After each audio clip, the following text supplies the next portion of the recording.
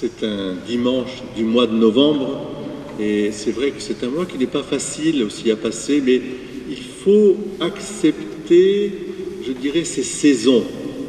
Et dans ces saisons qui passent, il y a un temps, je dirais, qui nous amène à l'hiver, dans l'hiver, où il y a comme, je dirais, une mise en terre profonde, une vérité que nous devons accepter, d'entendre librement, avec un cœur libre, bien sûr, et quand nous avons accepté de l'entendre, de l'accueillir, non pas comme une parole de tristesse, mais comme une parole d'espérance.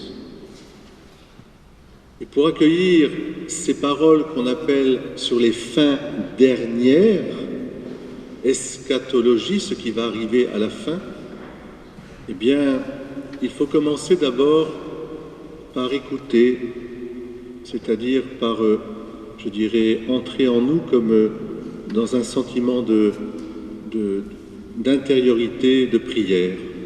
La première chose, à mon sens, aujourd'hui, en ce dimanche, c'est de nous unir tous dans une même prière, unanime. Si nous prions tous les uns pour les autres, je suis sûr que cette parole de vérité qui nous fait un peu peur, et c'est normal, qui nous chagrine aussi parce qu'on parle des fins, de la fin, etc., on a l'impression que c'est contraire à la vie. Et alors c'est normal que ça produise en nous aussi une certaine forme d'angoisse, d'appréhension.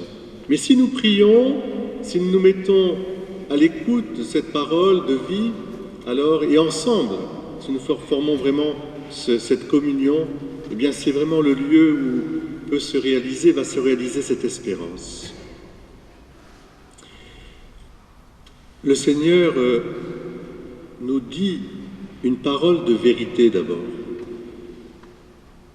Amen, je vous le dis. Vous savez qu'à chaque fois que le Christ emploie cette expression, c'est pour montrer une parole de vérité, de lumière qui éclaire notre route. Amen, en vérité, je vous le dis. Ce n'est pas une parole en l'air, ce n'est pas une parole simplement d'un prophète, même si les prophètes ont leur importance, on le verra. C'est la parole qui vient du Fils de Dieu, de ce Dieu Père qui n'a qu'une parole, c'est son Fils. Et il nous dit, avant que cette génération ne passe, tout cela arrivera. Alors, il faut bien comprendre, parce qu'après il nous dit, mais ne cherchez pas quand, ni le jour ni l'heure, mais en revanche, comprenez que tout cela a une fin. Non pas une fin, c'est-à-dire qui s'arrêterait, mais une fin du temps pour entrer dans l'éternité. Et c'est ça la pointe de cet évangile des fins dernières. Entrer dans l'espérance. Vous vous rappelez le titre du livre de Jean-Paul II? Entrer dans l'espérance, c'est précisément la parole de l'évangile qui nous fait passer du temps au temps pour en faire l'éternité. Et pour avoir notre regard porté sur l'éternité. Oui, les choses ont une fin, mais non pas pour s'arrêter, mais pour être transformées, transfigurées, pour, je dirais, atteindre à leur finalité profonde, qui est d'être le royaume de Dieu, c'est-à-dire Dieu en nous et nous en Dieu. L'éternité, ce n'est pas une suite de calendriers qui se lient les uns les autres d'une manière un peu ritournelle. Non, pas du tout. C'est un renouvellement, une transformation, parce que tout devient, je dirais, lumière et présence de Dieu. Tout devient, je dirais, paix, justice et miséricorde. Mais d'une manière continuelle, nous serons remplis de cette présence, et les uns les autres aussi, les uns envers les autres. Donc, première chose, une parole de vérité. Et je dois me situer devant cette parole de vérité. Est-ce qu'elle me fait peur? C'est possible. Est-ce que je ne veux pas l'écouter pour l'instant? C'est possible aussi. Mais Dieu la prononce quand même. Jésus nous la prononce. Est-ce que je l'écoute? Je l'accueille et au fond de moi, en faisant taire cette peur des fins dernières, au contraire, je dis Seigneur, que veux-tu me dire? Quelle est la leçon que tu veux me donner? Et si tu me donnes une leçon de vie, c'est parce que tu la vis avec moi et que tu vas m'accompagner et que tu as quelque chose à nous donner. Et alors, c'est beau de voir que le Seigneur nous oriente vers la création. Dans la création, il y a les arbres de vie, qui nous donnent à profusion la vie. Et ici, on est gâté, n'est-ce pas, dans cette belle région. Qu'est-ce qu'on est gâté par nos cerisiers, par nos vignes, par etc. Tout ce qu'on peut. Les fraisiers, bien sûr aussi. Mais alors là, il nous parle du figuier. Et Dieu sait si le figuier, c'est quelque chose d'important dans nos maisons. Quel bel arbre, le figuier. C'est sous le figuier que Nathanaël était en train d'attendre le Messie, et que le Messie est allé le rejoindre quand tu étais sous le figuier. Pourquoi le Seigneur prend l'exemple du figuier? Parce que dans la Bible, le figuier, vous trouverez ça dans le livre d'Osée, il parle du figuier comme un arbre, je dirais, précisément de rencontre, l'arbre de la rencontre, comme Nathanaël va rencontrer le Seigneur. Parce que c'est un arbre qui se laisse volontiers cueillir, accueillir, cueillir. Bien sûr, les autres arbres aussi, avec des saisons régulières, mais on peut dire que le figuier, il est là, et puis quand je passe, tiens, je vois qu'il y a une figue, je la prends. Parce que c'est généreux. C'est quelque chose de... Alors, le Seigneur prend cette image du figuier parce qu'il veut dire qu'il faut être prêt. Il ne faut pas laisser passer le temps. Regardez le figuier, dit-il. Dès que ses branches deviennent tendres, que sortent les feuilles, vous savez que l'été est proche.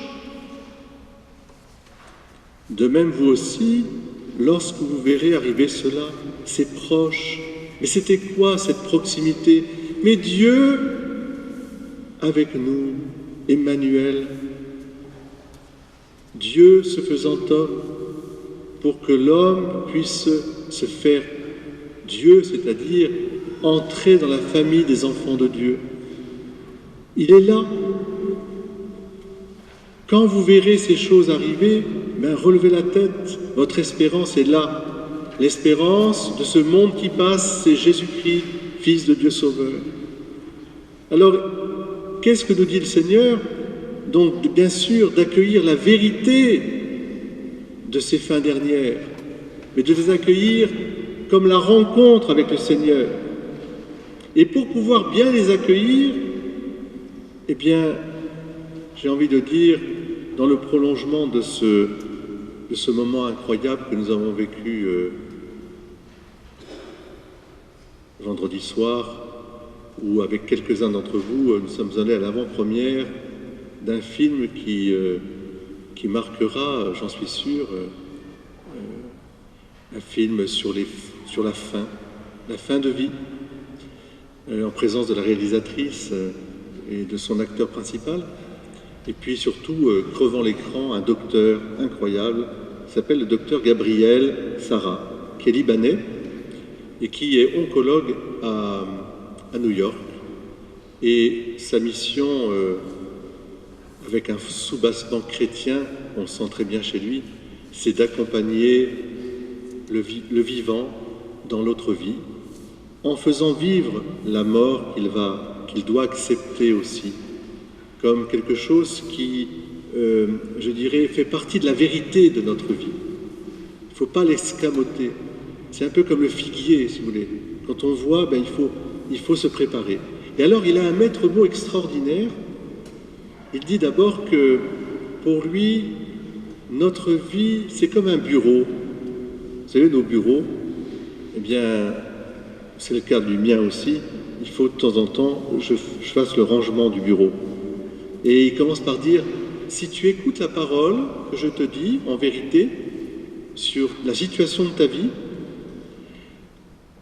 accueille-la, on va t'aider, on va t'accompagner, mais la première chose que tu as à faire, c'est de ranger ton bureau. Ah, je trouve ça extraordinaire. Ranger son bureau. La vie terrestre consiste à ranger son bureau. C'est-à-dire, d'une autre manière, l'échelle de Jacob a placé sur l'échelle qui va de la terre au ciel les barreaux de nos vies, avec tout ce que ça contient. Bien sûr, l'amour, le travail, la famille, enfin tout ça, l'argent, il faut placer les barreaux, il faut ranger son bureau pour pouvoir ensuite, je dirais, transmettre, partir en transmettant.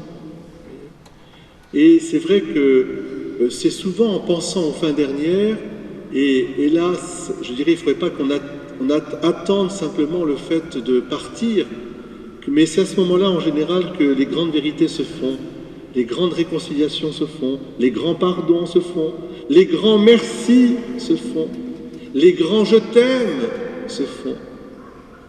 Mais comme disait le docteur, peut-être que, je dirais, peut-être que nous les vivants, qui fermons les yeux des morts, c'est peut-être grâce aux morts que nous pourrions mieux ouvrir nos yeux, pour que notre vie soit déjà une avancée du royaume et du ciel. Comprenez? C'est ça les fins dernières.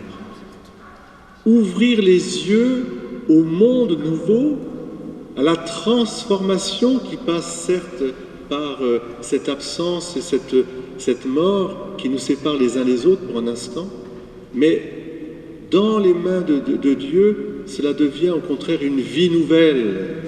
Et je peux préparer ma vie nouvelle, eh bien, en faisant le bien, ou en faisant bien, ou j'ai envie de dire mieux, en étant bien, en pensée, en parole, par action, et même par omission, en inversant le je confesse à Dieu, parce qu'il y a des choses qu'il ne faut pas faire, et puis il faut oublier, et puis bien sûr, il y a tout ce qu'on a à être. Voilà, c'est ça le sens profond, parce que ces mois de novembre, là, ce 14, ce 21, qui verra aussi encore l'autre évangile, et puis le premier dimanche de l'Avent, ce sont les fins dernières. Mais c'est ça qui est la grande préoccupation, comme disait le philosophe, la vie c'est l'apprentissage de la mort. C'est-à-dire de savoir regarder en face la lumière qui vient à nous depuis notre naissance pour aller vers l'autre vie. Je ne meurs pas, j'entre dans l'autre vie. Et pour qu'on comprenne bien cela, le Seigneur Jésus nous dit à la fin, les anges viendront, etc. Mais quant à ces jours et à cette heure-là, nul ne le connaît, ne cherchez pas à le connaître. Sachez que c'est ainsi. Mais cherchez à vivre bien. Cherchez à mettre de l'ordre dans votre bureau. Cherchez à mettre les barreaux de l'échelle en place. Et faisons-le ensemble. Parce qu'on ne vit pas seul et on ne meurt pas seul. C'est la plus grande des tristesses de voir notre monde privé de ses fins dernières quelque part et favoriser cette solitude. Samedi matin à 9h, en contrepoint de ce que je suis en train de vous dire, nous étions 3 personnes devant un cercueil. Un ami de la paroisse, le monsieur des pompes funèbres, et ce monsieur, pourtant connu de la ville de Carpentras, qui était tout seul, dans une cathédrale. Alors, il y avait les anges, il y avait les saints. Mais c'est vrai qu'on s'est dit à ce moment-là, quelle tristesse quand même. Alors on l'a confié bien sûr, et on va le confier à votre prière aussi. Voilà, c'est une grande leçon, je pense, de son vivant. De son vivant. C'est-à-dire de notre vivant, je dirais, faire le royaume ensemble. En regardant les fins dernières, comme on peut regarder le figuier, les branches deviennent tendres, sortent des feuilles, l'été est proche. Et ça change totalement ma façon de me situer par rapport à ma vie et l'autre vie, à ma mort même, que j'appellerai avec saint François d'Assise, ma sœur la mort, toi qui m'ouvres la porte de la vie éternelle, c'est-à-dire du bonheur entre nous tous avec Dieu qui ne finira pas. Amen.